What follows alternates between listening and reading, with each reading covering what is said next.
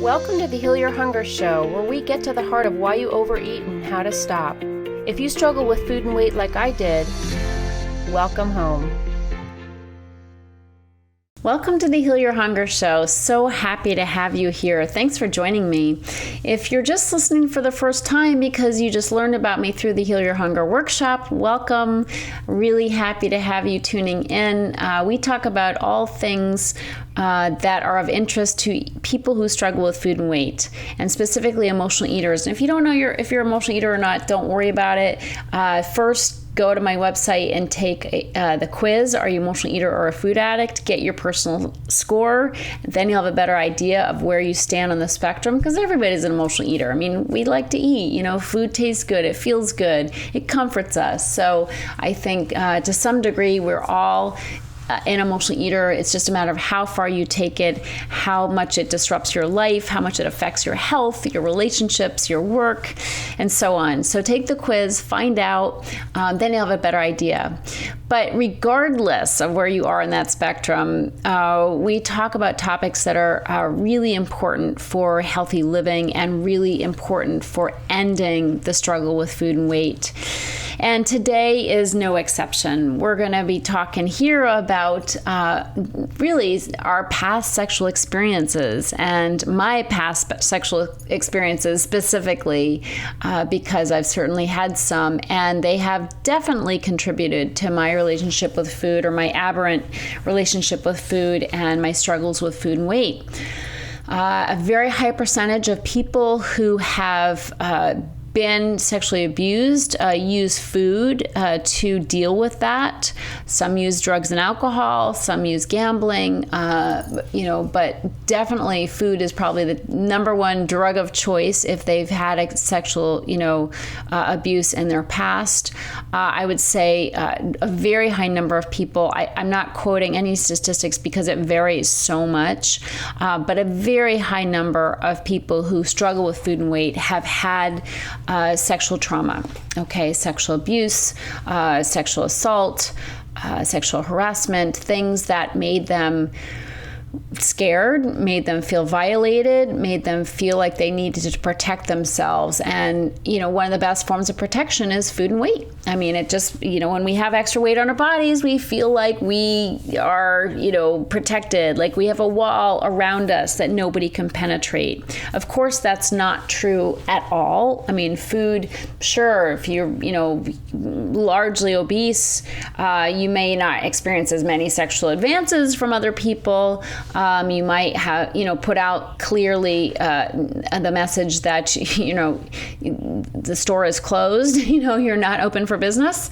But that does not protect you from the ravages of that abuse, which we're going to talk about here, and also how to overcome it. I want you to, start thinking about things you can do to heal, because walking around with these wounds and just eating over them is no way to live. And I know I did it for years, but you do not have to live that way. You do not have to suffer with these terrible scars that you have. And, the fact that things have happened only gives us the opportunity to address them and heal and become stronger and better and more compassionate and more effective in our lives than we would have been had we not experienced the sexual trauma. And I mean that. I mean, I today can say that I'm grateful for all the experiences I've had in my life, including the sexual abuse I had as a child, because it has made me a better woman. I mean, I am a more effective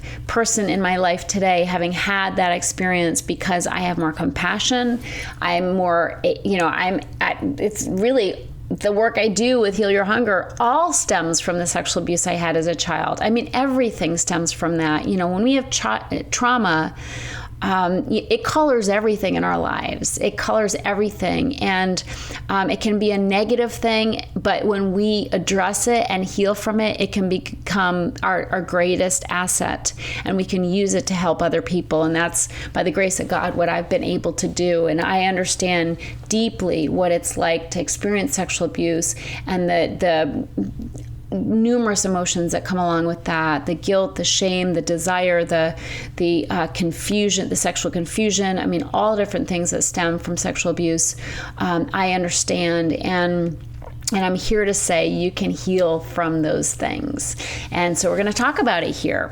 And if you're feeling like, I don't want to talk about this, like it's too deep, too heavy, I really want to, just touch on the happy high notes. Oh, come on, join me here. Let's do this, because it doesn't have to be heavy. It doesn't have to be sad and heavy and a burden, but it does have to happen. I mean, we need to address our pain and the underlying causes if we expect to have any success with overcoming overeating and emotional eating. And so that's why we're going to talk about this today. But don't worry, it's not going to be heavy and hard, I promise. So I'll tell you about my experience first, and just to share, sort of my journey of overcoming this stuff. I was sexually abused starting from the age of 5 to about 10, and the person that I experienced this from was also a child, so definitely not an adult. And it was definitely somebody who was rebounding from their own trauma. And so I often say hurt people. And that's definitely was what happened here, is somebody who experienced sexual abuse was turning around and perpetrating that on me as a way of coping. So I understand that now. I didn't understand that then. But what was my method of coping? Well, definitely by overeating. No question about it. When we overeat, we bury every feeling, that happens to us. So we become very numb. So my entire childhood, I was numb. I felt happy feelings. I felt sad feelings for sure, but I felt some despair and depression. I mean, I had some dark times growing up, but overall, I was numb to the depth of emotions that I truly had. And it wasn't until I started my recovery process that I began to really unravel those feelings and feel them and deal with them and heal from them. And so, food is an amazing anesthetic. I mean, if you've read my book, if you've been here for any length of time, if you're in my 7 Simple Steps to End Emotional Eating Now course, you know that about the PEP test. And PEP is an acronym. The P stands for painkiller. So we use food as a painkiller, which I certainly did. I ate over all those painful feelings that I had around that sexual abuse. Food is also a form of escape. That's the E in the PEP formula. And I was escaping from fear because I had so much fear as an emotional eater. And that was just in general. I think I was wired to be more afraid than your average person. I think emotional eaters are. So I had fear, and I wanted to escape from my fear of living. Life seemed overwhelming, and food was an amazing anesthetic for that fear. Also, I used food as a form of punishment, and that's the third P, or the third letter, which is a P in the PEP test. And I was punishing myself over guilt. Now, I had guilt, no question about it, and shame from the sexual abuse that I had, because I felt incredibly dirty and bad and perverted for being sexual. And I had nobody to tell me that was not the case. So I lived with this shroud of shame my entire childhood, and I punished myself over the bad person I believed that I was. And food is an amazing form of punishment. It can seem like a treat. We want our sweets, we want our goodies, we want to sit down in front of the TV, with our stash and chill out. But afterwards, when you consider the effects, the damage of overeating, the tight pants, the pimply face, the not wanting to participate in life, go to the beach, be in relationships, hang out with friends, because we have so much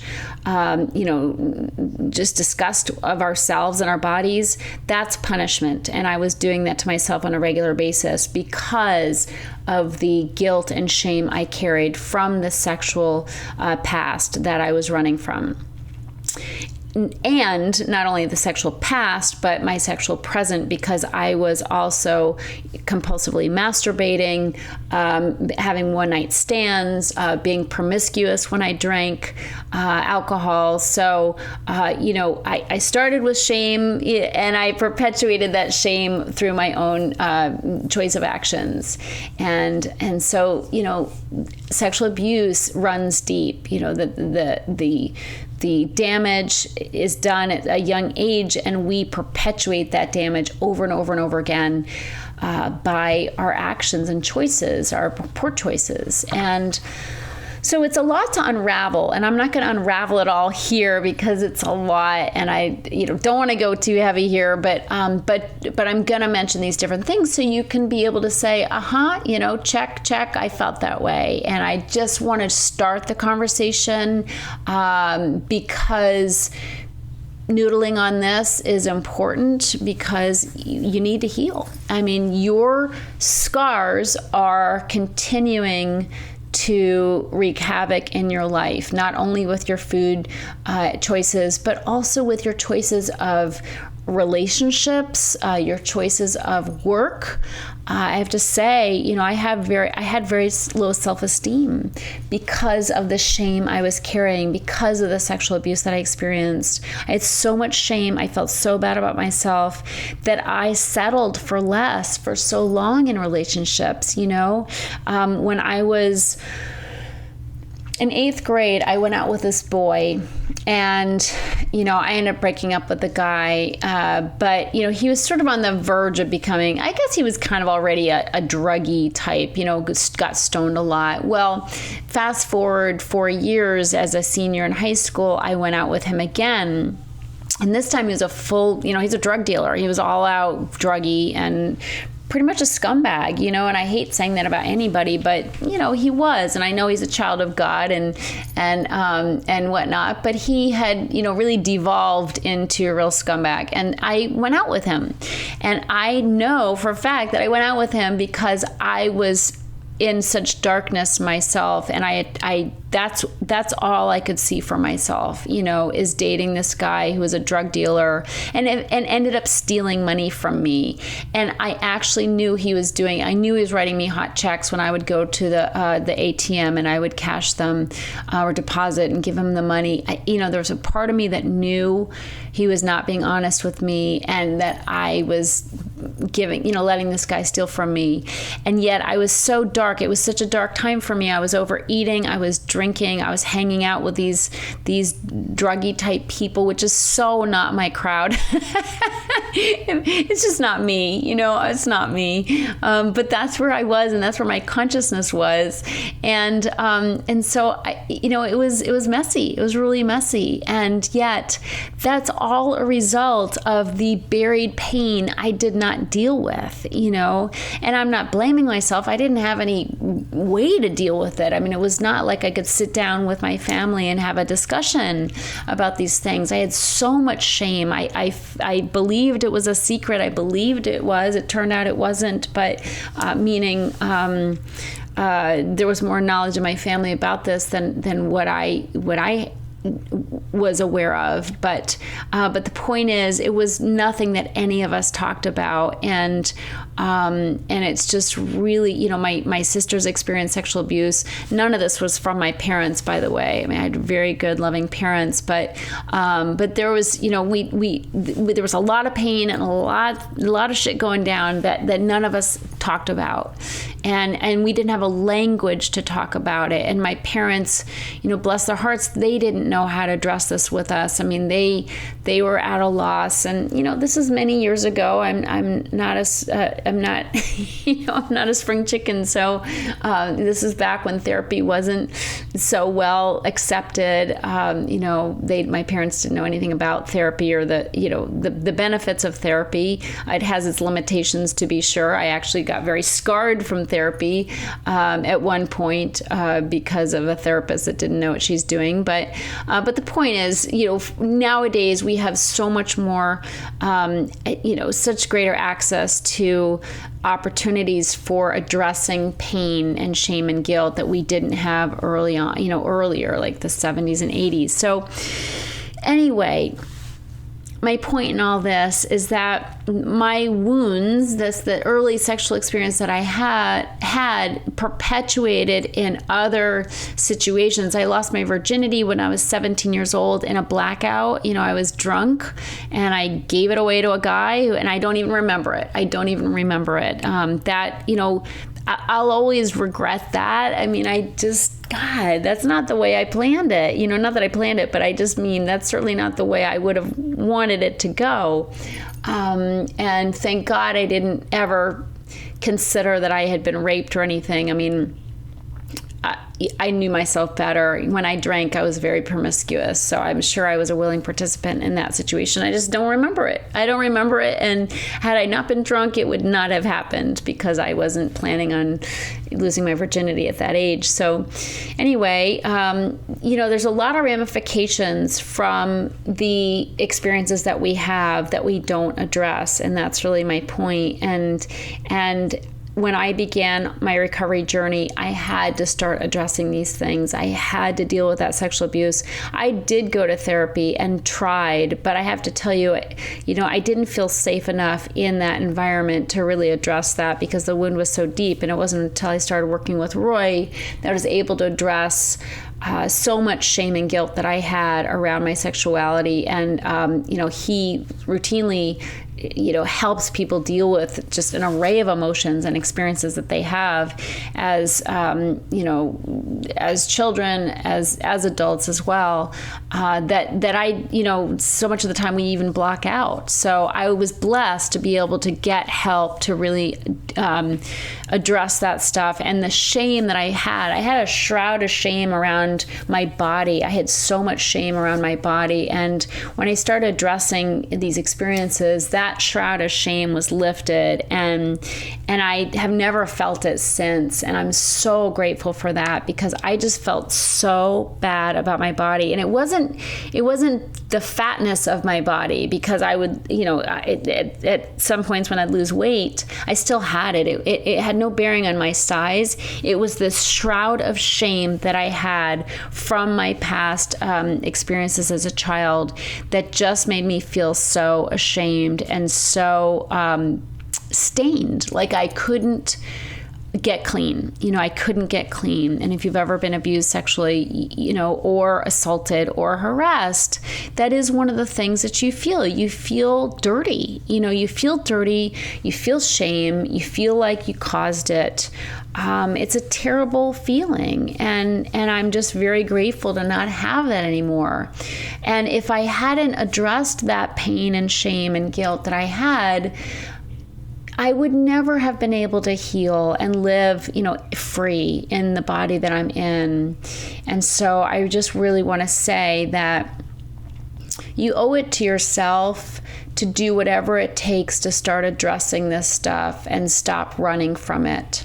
I really urge you to do that. Now, I go into this stuff in my programs, and because it's an essential thing. In my book, I have a chapter called Causes, and certainly that begins to delve into the deeper issues that affect our emotional eating. But I also do work that goes deeper as well than that sort of beginning layer. But that beginning layer is essential, and so I really urge you to begin to just maybe write about it. If you are feeling some feelings from listening to this right now, if you have experiences that are kind of popping up in your head and you're thinking, you know what, I certainly had a few things happen that I've never really dealt with. Well, this is a great opportunity to do that. This is an opportunity for you to start peering under the lid of your food and weight issue and really accept that it's got nothing to do with food. Please, dear God, please know that your issues with food and weight are not about food and weight. And it's so tempting to get really wrapped up in the science and the logistics and the different aspects of weight loss and calories and nutrition and food plans and blood and metabolism and insulin and all these things. And while that's very good information. None of it will matter if you don't deal with your traumas, okay, and the things that have happened to you. Now, what if you weren't sexually abused, but you experienced sexual harassment at some point in your life? Well, the feelings are, very similar. If you experience sexual harassment in the workplace, it's just very typical for us to feel guilty, and to feel ashamed and feel as though we caused it. Sometimes we certainly contributed to situations. Again, going back to the issue of low self-esteem, there are certainly situations where we might not have said something when we should have said something. We kept our mouth shut out of shame, out of self-blame. But had we had stronger sense of self-esteem, we would have spoken up. We would have said no. That's a situation we need to look honestly at. At the end of the day, we're the ones who say yes or no, to things that happen to us. I don't mean to say we cause situations, because a lot of times we don't, but we let situations perpetuate when we don't have the self-esteem to speak up and out. And so our self-esteem and addressing that is so important. And that's the work that we do here with Heal Your Hunger, is changing the way we live, changing the way we see ourselves, changing our, how we care for ourselves, which enhances our self-esteem, which enables us to feel worthy of saying no in a situation where we're affected, where we're approached, where we're in some way advanced upon. I have to have the self-esteem to say no. I have to have the self-esteem to say that's not okay. And if I don't have that self-esteem, something's going to happen and I am going to be a victim. So I just want to bring us to the point where we're not considering ourselves to be victims, but realize that we can liberate ourselves from past experiences where we didn't have self-esteem by beginning to grow self-esteem, by beginning to take better care of ourselves, which will affect how we feel about ourselves. Every self-care act will build our sense of self-esteem, build our sense of being worthy of being taken care of. And when we don't feel worthy of good treatment, we attract people who don't treat us well. And so it comes down to us. We're not victims, okay? We may have been victims in the past, or we might have experienced had experiences that felt victimizing, but when we go back and we look, we can see that had we had more self-esteem, we would have put a stop to something right away, or we would have spoken up, we would have taken action. And I say all that because that's how we can really divest ourselves from the sense of victimhood that we have. Was I a victim at 5 years old? Sure, of course I was. But at some point in my healing journey, I saw that I wasn't taking care of myself. Not that I had the tools to do that. I recognize I didn't, but it helped empower me to realize that I was not there for myself. And that needed to change, okay? And certainly at 17 years old, when I gave away my virginity to some guy in a blackout, I was not a friend to myself. Other situations, I was not a friend to myself. And that is what has to change. You can blame somebody, you can speak up, you can take some kind of action that you feel is justified, but you must, whether you do that or not, the real healing will be when you begin caring for yourself so that you wouldn't be caught dead with somebody who wouldn't care for you, wouldn't be caring and loving toward you. And you also wouldn't be caught dead with people who, would hurt you in some way. So it comes down to how we feel about ourselves, how we treat ourselves, and that can change now.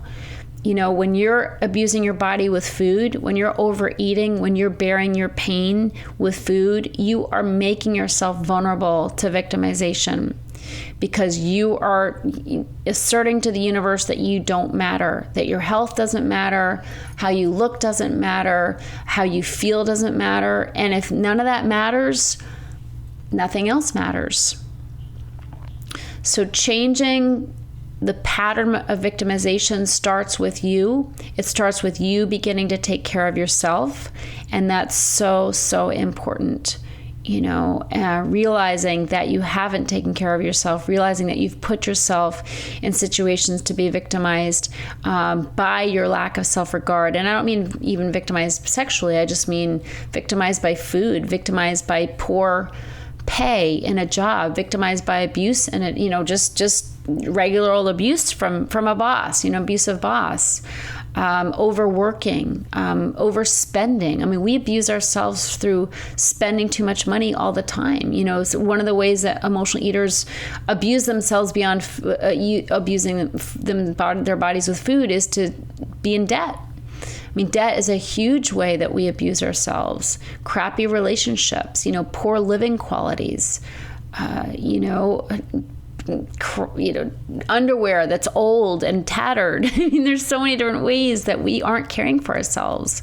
So if anything is truly going to change around our eating, we have to start caring for ourselves. If anything's going to change in our self-esteem, so we don't have situations where we're victimized, so we say no right off the bat, so we have a voice, that comes from self-care as well. So it's a gnarly topic, I have to say. It's a gnarly topic, and it's not an easy one to talk about. But you can overcome whatever has happened in your past through self-care, through writing about it, talking about it, praying about it, through being involved with other people who are on this healing journey. Certainly people in the Heal Your Hunger program are doing this self-care work. They're beginning to wake up to how poorly they've felt about themselves, how poorly they've treated themselves, and they're starting to treat themselves with respect and care. So get with people who will support you in your self-care journey. Get with people who will lift you up and be good to you, even when you don't feel like you deserve it. And that's critical, because starting out, you're not going to feel like you deserve it. So you must surround yourself with people who know you do, so they can mirror that back to you. So, so important.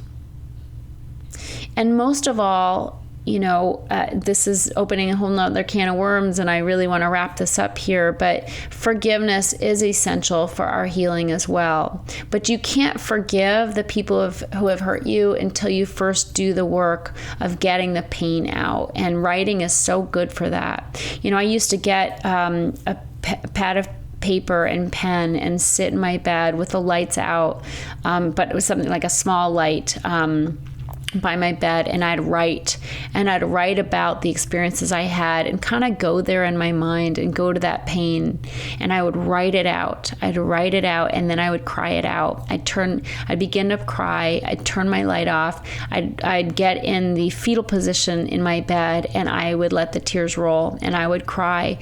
And I would cry for that little girl who didn't have a choice, who didn't have a voice to say no, a voice to say, screw you. I didn't have that voice, and I felt so sad for that girl.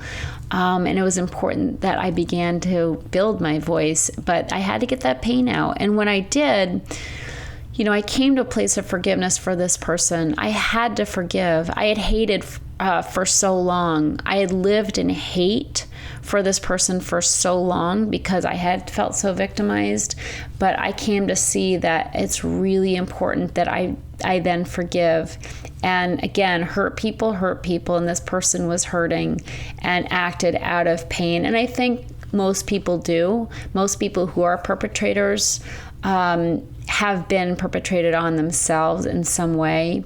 Now, there are people who, and this might be the case with Harvey Weinstein. I don't know the situation or him, but, I certainly know that a lot of people in a position of power or wealth often just feel entitled. They feel entitled to whatever they want, and it doesn't mean they've necessarily been abused in their past, but they certainly Wealth can definitely change a person's character or make them feel entitled. And I witnessed that going to prep school. There are a lot of rich kids there, and I saw some really bad behavior. Same with the college I went to. It's a very prestigious college, and there was, a lot of wealth, kids from wealth there. Not everybody by any stretch of the imagination, but I was amazed that some of the worst offenders were rich kids who just felt entitled. They had a warped sense of the world because they had such privilege, and they were some of the worst and offenders and most rude people. So that certainly can be a situation where somebody could become an offender. But it's a sad thing. Sexual abuse is really tough. It's really sad. Sexual harassment is awful to experience. If you've experienced it, I'm sorry. But I am here to say there's a way out. You don't have to keep living in that shame and guilt. And talking about it, writing about it, talking about it, and praying about it, getting a therapist who can help you process those feelings can be super helpful. Getting a friend where you can begin to open up. Don't keep the secrets anymore. Don't keep the secrets. Find someone you can talk to. It's not necessarily about bringing somebody else down.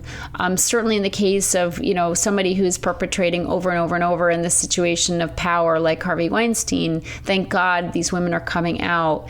But in order to heal, you don't have to necessarily take that kind of action. You need to do the healing work within your psyche, within your soul. And, anger ultimately will destroy. And so I want you to definitely do the anger work you need to do in terms of getting it out of you, get the feelings out of you, and then work on coming to a place of neutrality, of compassion, of forgiveness, so that you don't have to be destroyed by this experience. Other people have to live with what they've done, but you don't have to continue to live with it. And you can do that healing work and break free and no longer have to hurt yourself from the experiences that you've had. So I hope that helps. I hope I didn't get too heavy or dark here. It's a heavy topic for sure. But, I'm living proof that you can heal. Are there situations that come up or like vestiges of the experiences I've had in my past that, that the sexual abuse, yeah, it rears its ugly head sometimes, either in my relationship with my husband where sometimes I have a block to intimacy. I believe that has its roots in my early childhood experiences, but, I do personal work to try to overcome that. I recognize it for what it is. And then I work through it, and I just want to encourage you to do that too. There's so many different modalities that can help. EFT is something that can help with pain. EMDR can help with trauma. There's a lot of different modalities that can help. Deep breathing. Certainly if you watch the Heal Your Hunger workshops, Dr. Sue Morter talks about bioenergetics.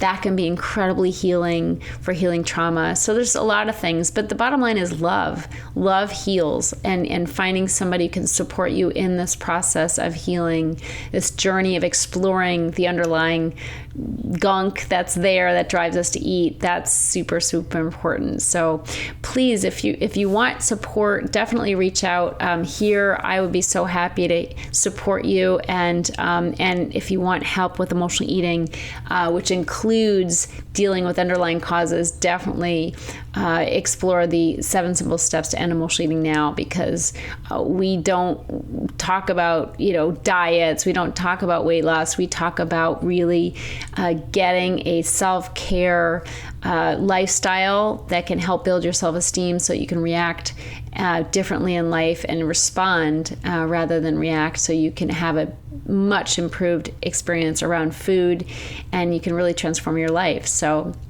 I hope that helps. Love you so much. So glad that you're here. If you enjoyed this show and want to get free support, insider health info, exclusive invites to events, and more, visit healyourhunger.com.